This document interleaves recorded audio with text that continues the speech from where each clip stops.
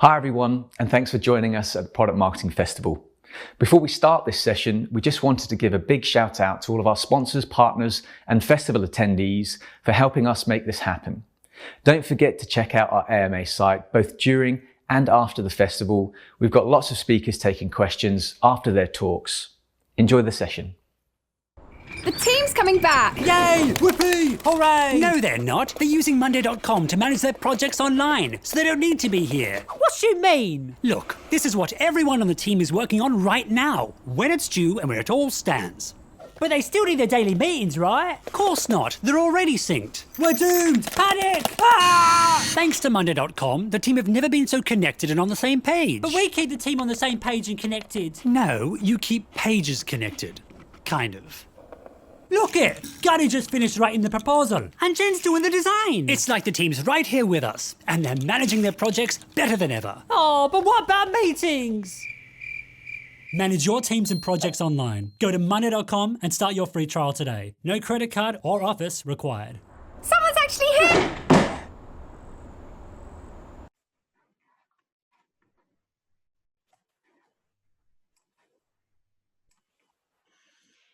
Hello everyone, thank you for joining me today to discuss pricing and how to approach price change. My name is Silvia Califrucci and I am the Senior Product Marketing Manager at Wilmington Healthcare. In my 10.5-year career, I've been fortunate enough to hold the role with influence of ownership towards pricing, and I've been exposed to different strategies for both physical and software as a service products. Whichever way you decide to implement your strategy, pricing is the numerical evidence of your company's deep understanding of its product and its market. Value-based pricing is the perfect foundation of a great price, where price is the result of perceived customer value, as well as evaluation of costs, historical pricing, and competitor landscape. As customer ourselves, we know that the way we perceive value changes constantly, depending on our needs, psychology, and ability to pay. The challenge is creating a price that reflects those changing, as well as preserving our company bottom line. For this reason, I put together a framework, and the objective of it is to set up a process that helps us capture and classify change in environments where we cannot rely on automation or apply the principle of dynamic pricing. I work in the B2B environment where pricing are really not publicly known, so I always face a lot of data gaps.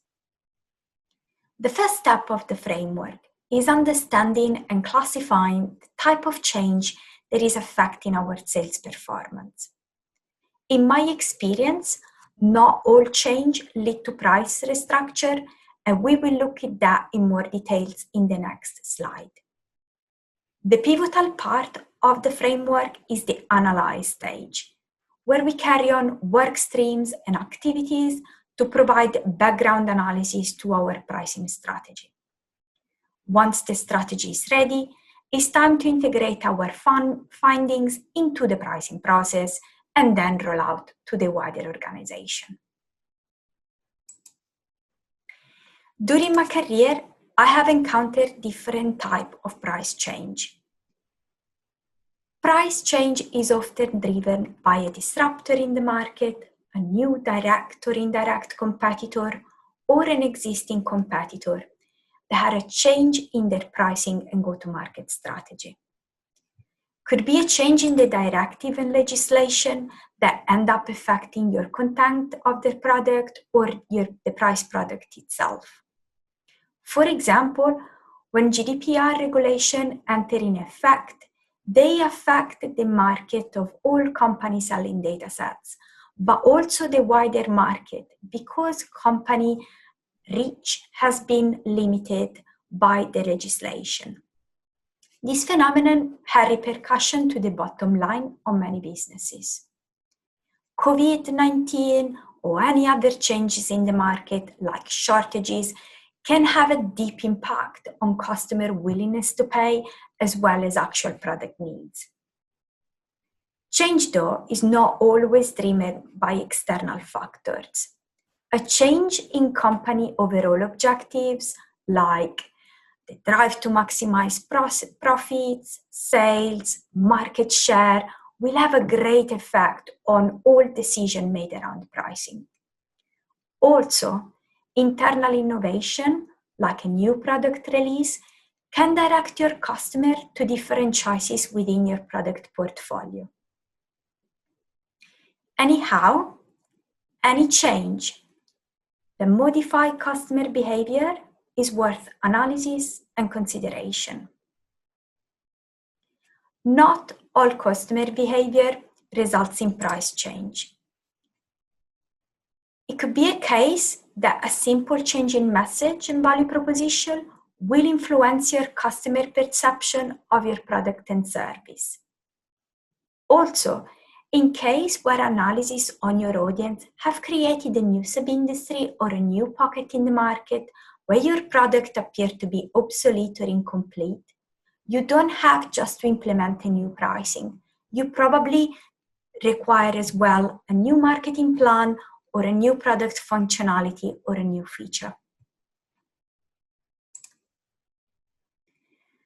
Next, let's deep dive into the framework. First, you need to map your data.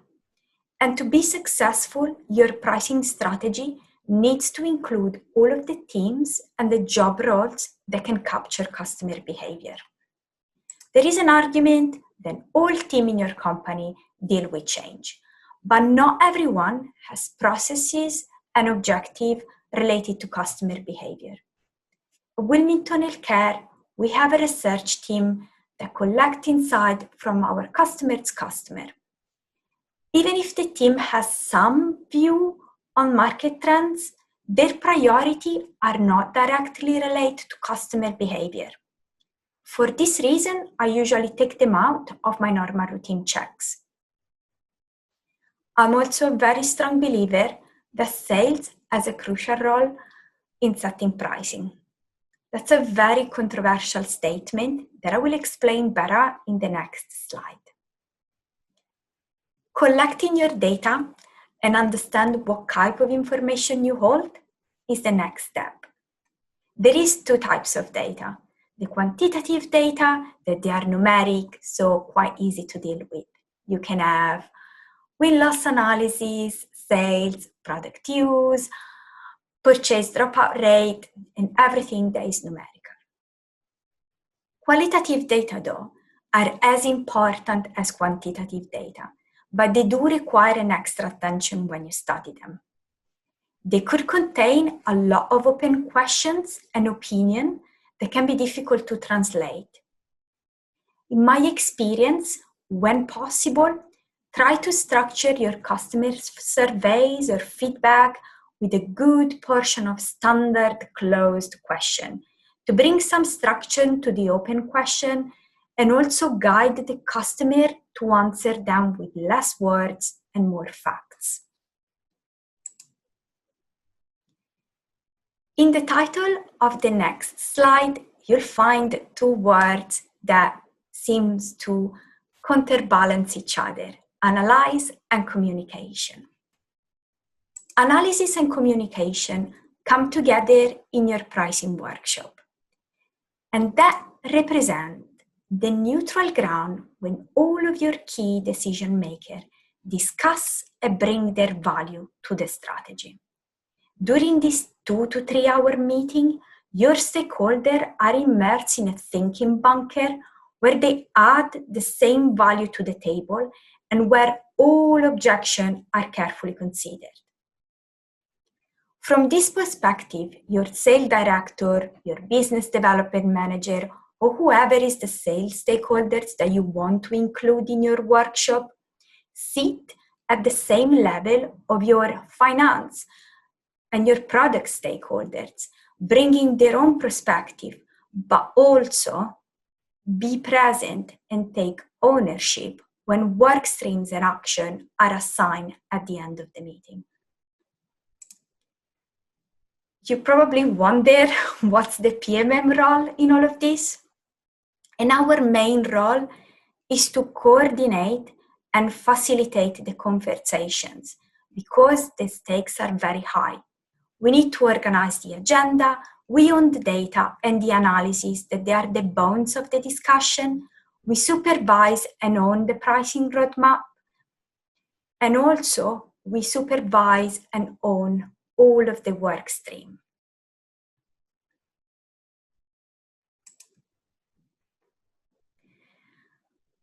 Once your pricing workshop is finished, you are ready to integrate that into your pricing process. Pricing workshops are the spark that ignite all activities of your process. Here is the process I use that is really standard. And at the top of each single stage, you have a series of checkpoints that help me making sure I'm considering all aspects when pricing. In pricing for change, the design stage of my standard process has been already discussed at length, so my pricing workshop actually sits above the evaluation stage. At this stage, I should be ready to test the actual price of my product. You can have a 3-tier pricing, a price per user, a subscription price, a sub-industry specific price, whatever your workshop have decided. Once the price is tested positive, it's time to define your revenue recognition model, your sales incentives, your discount strategy, and put together all the technical and training implementation necessary for rollout. Just remember that your pricing process is fluid. You will encounter quite a lot of roadblocks that will oblige you to go back on some of your steps. For example, if your pricing structure tests negative, then you will have to go back to design stage. Also, one thing that is very common is that your marketing material will probably be written, changed, and rebuilt at each stage of this pricing process. Use the pricing process as a to-do list to bring yourself a peace of mind that you've done all the correct action to obtain successful pricing.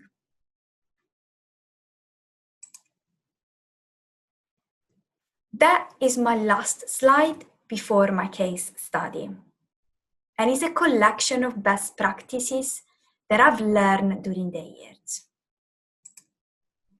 First is don't work in isolation. Ask support of other teams where necessary. Owning a successful project means being capable of leveraging the knowledge of your peers.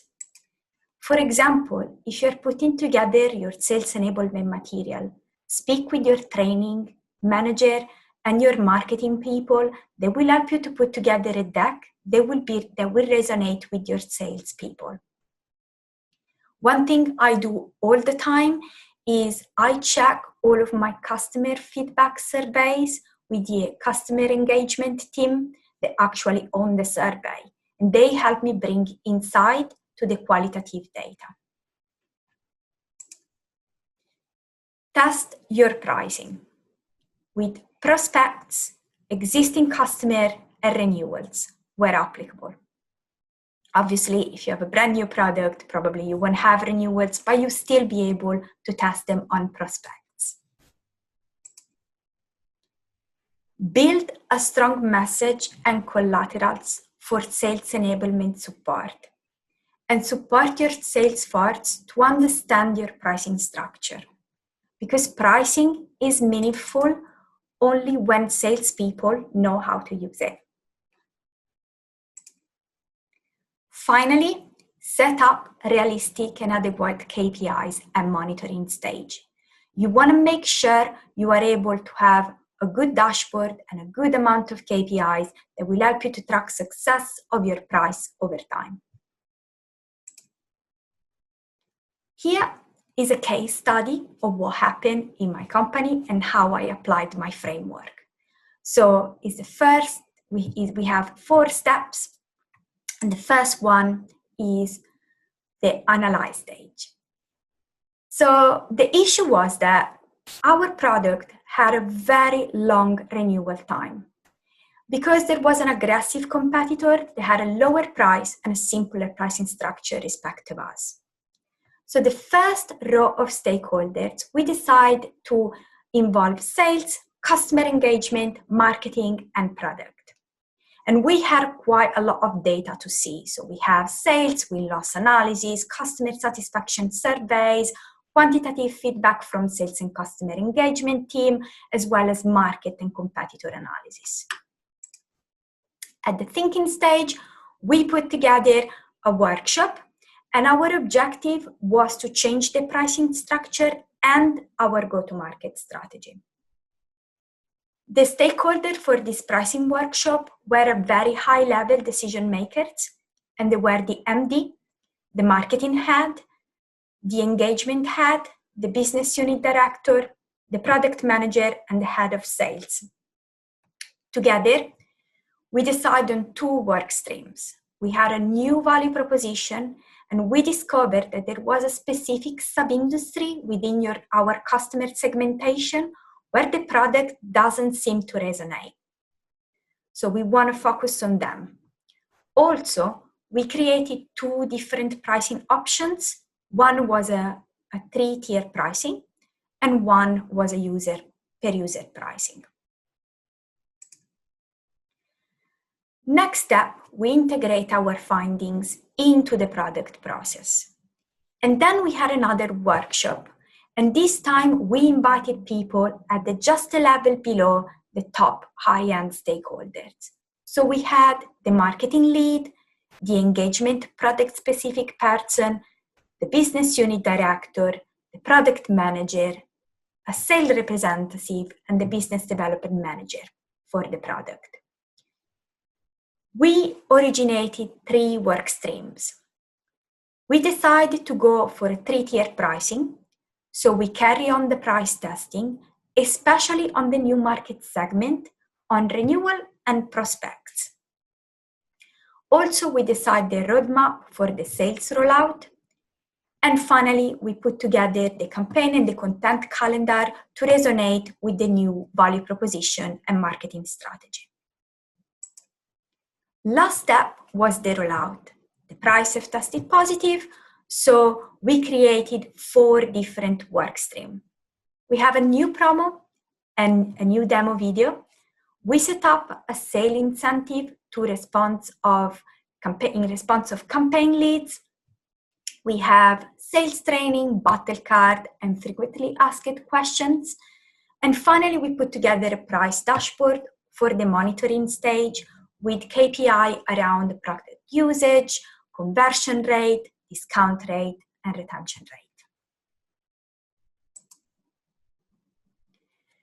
Now that we have reached the end of the presentation, I got 3 things I would like to take away with you. A change in customer behavior doesn't always lead to a change in a pricing structure.